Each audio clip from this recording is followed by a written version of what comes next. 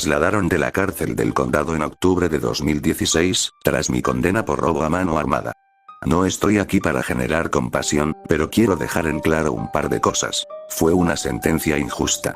No en el típico caso de un inocente encarcelado, sino en el sentido de que claramente me estaban presionando para que me encarcelaran en una cárcel en particular. Me hicieron análisis de sangre y enviaron mi cabello a un laboratorio. Tomaron fotografías de mis uñas. Nunca había visto nada parecido, pero estaba básicamente catatónico. Estaba en un mal momento. Quería que todo terminara. En ese momento, no pensaba mucho en el proceso. No pensaba en los registros que pasaban entre los guardias y los médicos, y no me importaban mucho los sellos de goma azules que se ponían en la base de cada documento legal firmado. No sabía qué era normal y qué no. Solo quería sumergirme en la neblina y la estupidez de los próximos 6 años aproximadamente. Me pusieron en una celda con Lian Soon, un hombre chino estadounidense. Hasta el día de hoy, no tengo la menor idea de por qué lo encerraron. Gui parecía un estudiante universitario promedio, pero había algo extraño en él. Tenía una mirada de completa disociación, como si estuviera a kilómetros de distancia. Nunca te miraba realmente, era como si te mirara directamente. Por otra parte, muchos reclusos tienen eso. Apenas logré hablar con él en los primeros días. Acordamos que yo tomaría la litera de arriba, pero eso fue prácticamente todo de lo que logramos hablar. Teníamos un horario muy claro. Desayuno y trabajo hasta las 11, almuerzo, más trabajo, un rato en el patio, cena. Después de eso, o bien llegábamos a nuestro tiempo de programación especializada, servicios religiosos, manejo de la ira, etc. O una hora extra en el patio. Luego volvíamos a la celda y apagábamos las luces a las 11. En mis primeros días, tuve que pasar por muchas sesiones de orientación. Hubo presentaciones de los que cabría esperar, pero también alguien que me indicó en qué estante se almacenaba el detergente. Cosas básicas. Conseguí un trabajo limpiando la ropa de cama. Era tan barata que si la pinchabas con la mano con fuerza la atravesaría como si fuera un trozo de papel. Lavarla consistía básicamente en meterla en una trituradora. Teníamos que usar una temperatura tan baja que rara vez quedaba limpia. Juro que una vez vi una cucaracha en una de las fundas de almohada y la maldita cosa seguía viva después de lavarla y secarla. Las almohadas también eran una porquería. Se rompían con facilidad y las plumas se quedaban pegadas a todo. Probablemente no había ninguna habitación en todo este complejo sin plumas esparcidas por el suelo. Diablos. Incluso había plumas en el patio. De hecho, la mayoría estaban esparcidas por todas partes. Teníamos horarios rotativos, así que rara vez trabajaba con las mismas personas 2 días seguidos. Empecé a reconocer algunas caras, pero la gente se mantenía en silencio. No había conversaciones de vestuario, ni fanfarronadas, ni bravuconerías. Solo gente que se agazapaba y se callaba. Pero desde el principio me di cuenta de que algo no iba bien. Creo que todo se debía al patio. La gente se mantenía alejada del patio de la prisión. Nadie usaba los aparatos de gimnasia. La gente se limitaba a pegarse a las paredes o a pasar en silencio por las vallas. No se hablaba en voz alta, no se practicaban deportes, nada. Y en cuanto terminaba la hora libre, la gente se apretujaba para volver a entrar. Desde el primer día, tuve la impresión de que el patio era un mal lugar, pero nadie me decía por qué. ¿Qué clase de prisión tiene polvo en las pesas? Al final de la primera semana, empecé a acostumbrarme a la rutina. Casi todas las noches me quedaba inconsciente a las 10. Diablos. Tenía la ropa de cama con menos agujeros, así que más valía aprovechar ese lujo. Pero hubo una noche en la que no pude dormir. Me acosté y, de repente, me desperté por completo. Había un viento silbante que venía del pasillo y que no dejaba de resonar en mi cabeza. Al principio era un viento, luego un silbido. Y sin ningún otro sonido alrededor, siguió creciendo en mi cabeza hasta que sonó como una maldita sirena de camión de bomberos. Me tapé los oídos con las manos, me cubrí la cabeza con una almohada, pero no hizo nada. Al final empecé a murmurar para mí mismo, solo para llenar el aire con algún otro ruido. Por favor, para, susurré. Por favor, para. Y lo curioso, lo hizo. Se detuvo.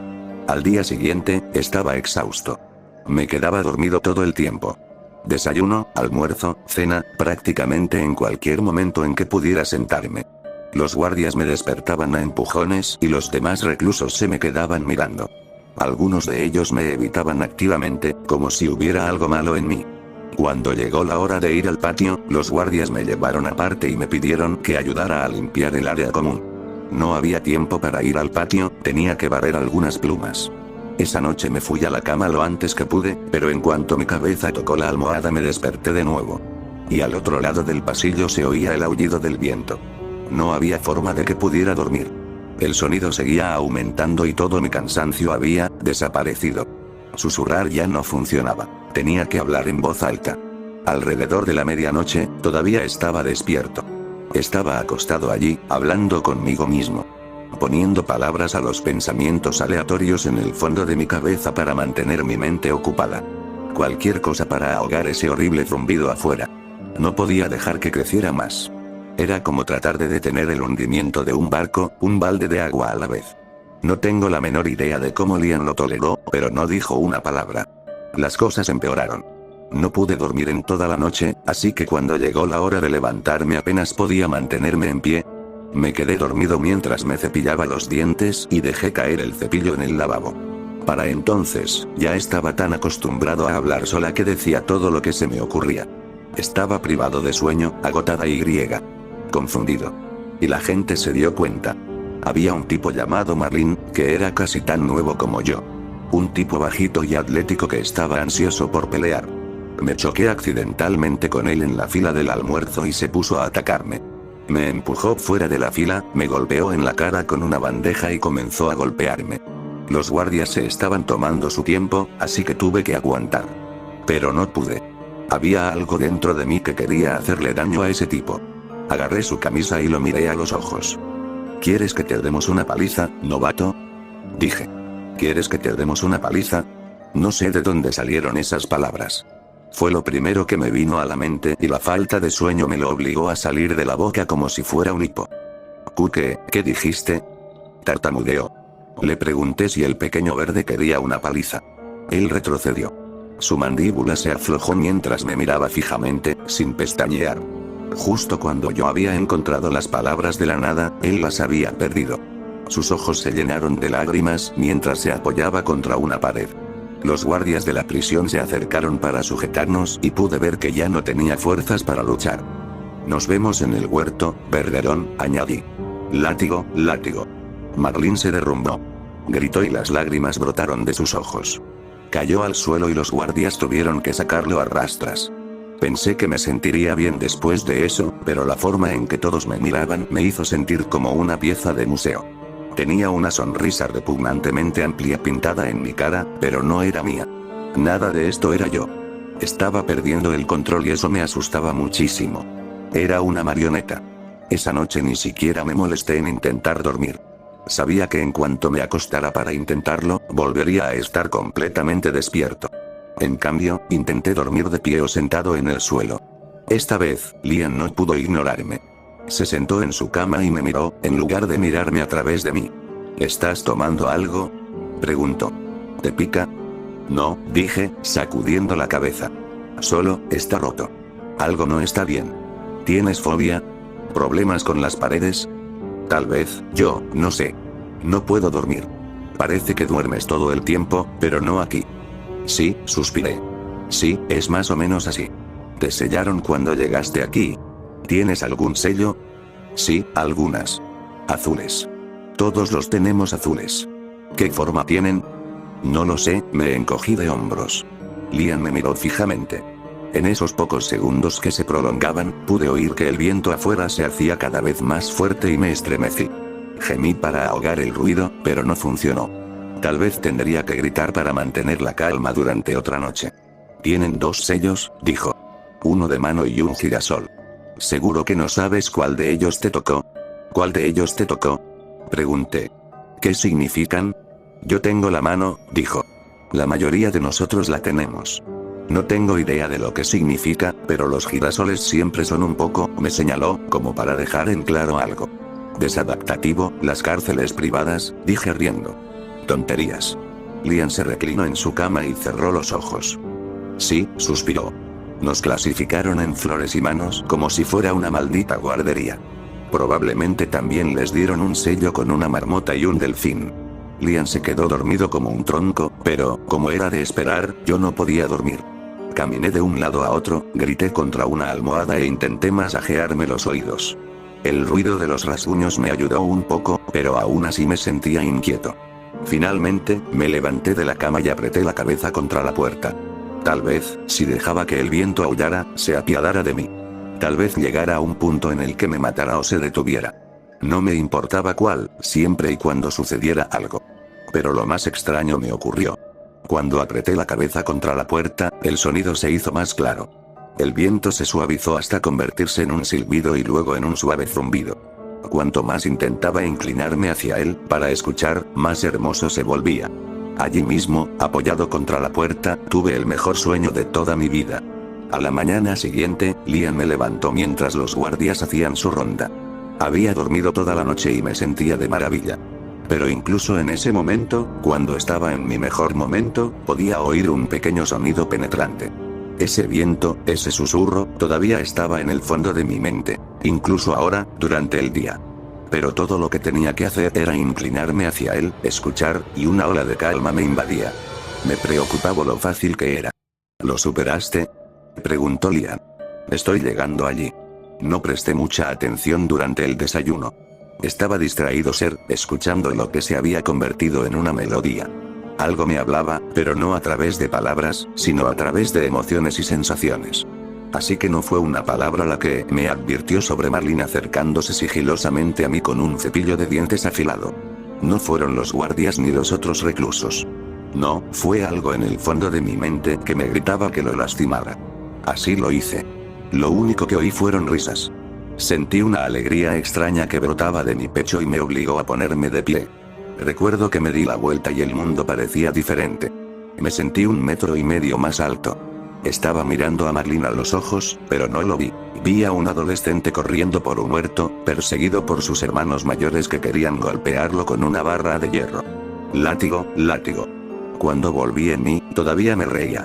No era mi propia risa, ni tampoco la alegría. El viento aullante por fin se había calmado, pero me sentía como un extraño en mi propio cuerpo. No podía sentir mis extremidades y me llevó segundos orientarme, recordar mis dedos, mis pies, mis ojos. Marlene sangraba en el suelo por una docena de heridas. Tenía hematomas profundos y huesos rotos. Posiblemente tenía daño cerebral por los repetidos golpes en el costado de la cabeza. Se movía involuntariamente, como un pez fuera del agua, abría y cerraba la boca. Al igual que yo, no podía encontrar las palabras. Parecía como si lo hubiera golpeado con una maldita palanca. Me llevaron de vuelta a mi celda, sin decir palabra y me hicieron desfilar por los pasillos como si fuera un premio. Sentí que los demás reclusos me miraban fijamente, intentando descifrarme. En cuanto miré en su dirección, vi que retrocedían. No sé qué demonios habían visto, pero me miraban como si fuera un maldito monstruo. Me encerraron en mi celda durante horas. No permitían entrar a nadie. Y durante todo ese tiempo, oía algo en el fondo de mi cabeza que me cantaba y me pedía que escuchara con un poco más de atención. Y en cuanto me resistí, ese ruido se convirtió en dolor. En cuestión de minutos, caminaba de un lado a otro de la celda, soltando todas las tonterías que se me ocurrían. Tonterías sobre todo y sobre todos, solo, ruido. Cuando los guardias finalmente abrieron la puerta, me volví hacia ellos sin dudarlo un segundo.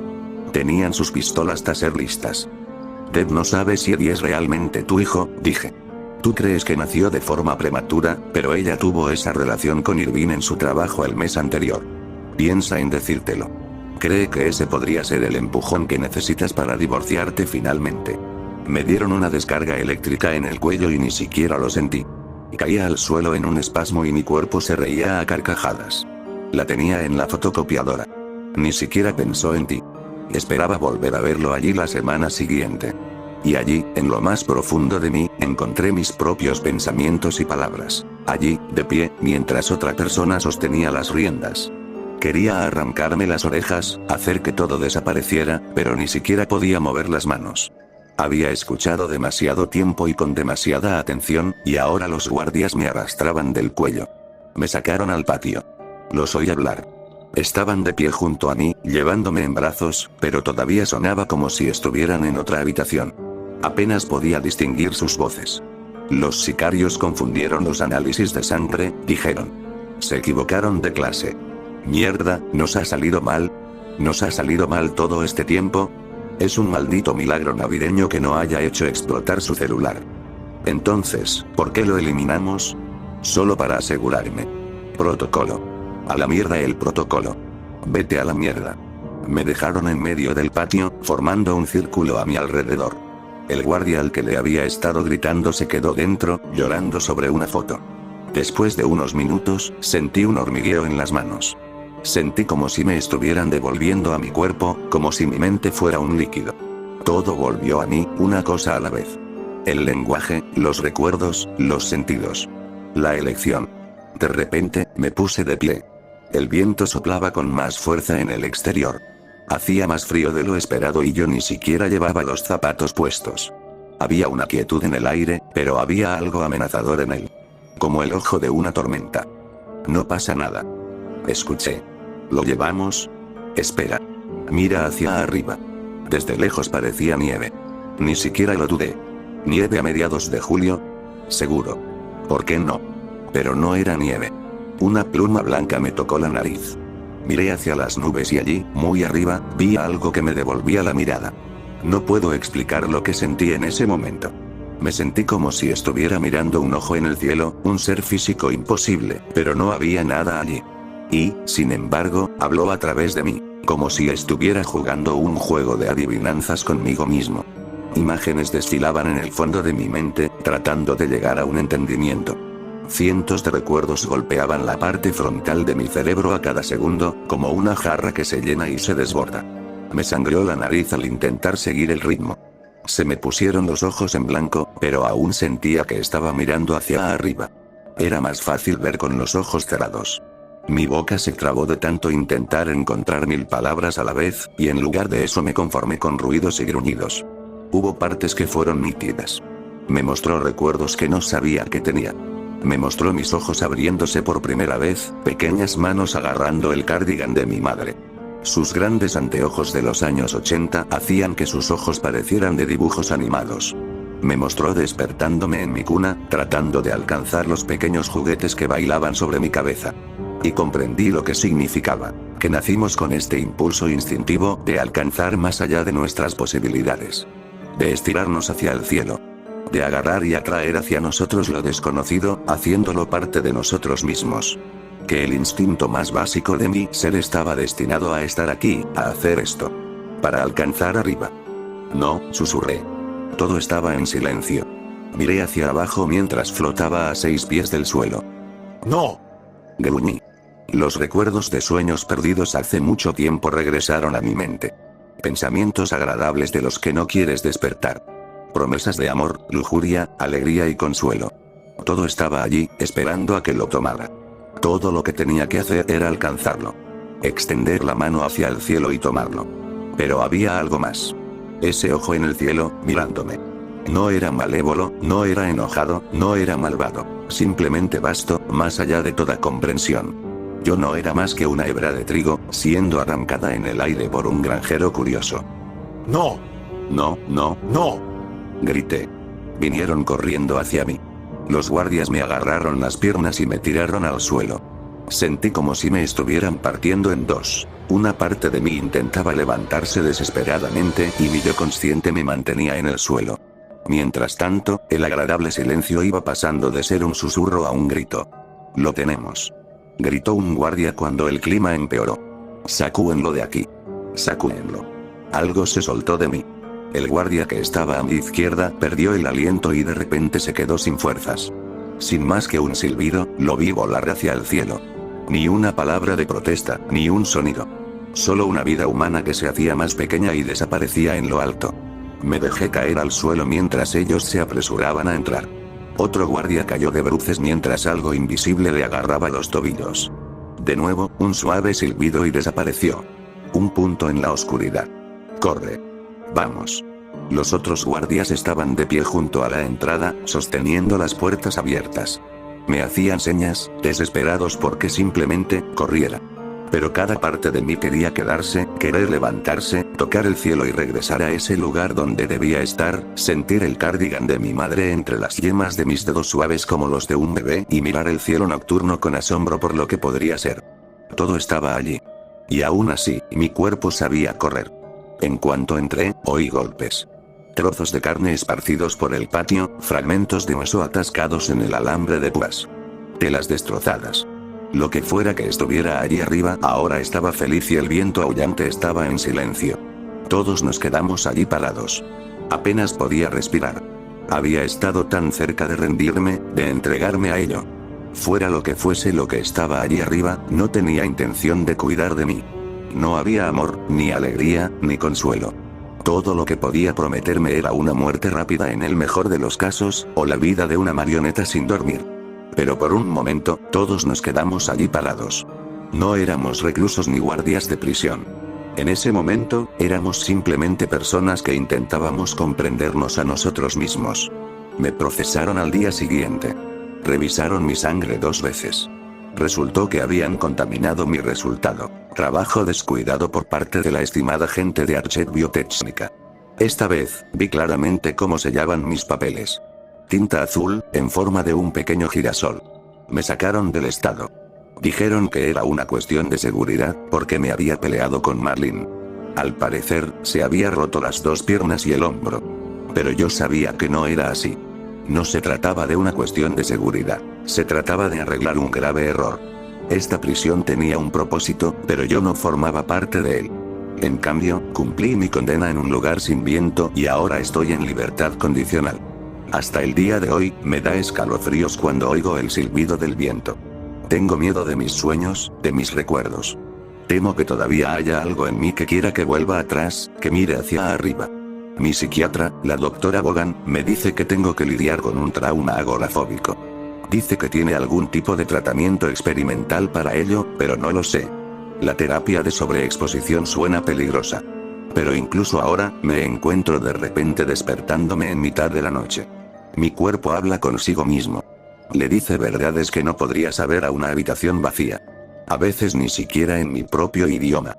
A veces, sin ningún idioma en absoluto. De vez en cuando, una pluma blanca todavía cae sobre mi hombro. Y sé que mirar hacia arriba será mi fin. O el comienzo.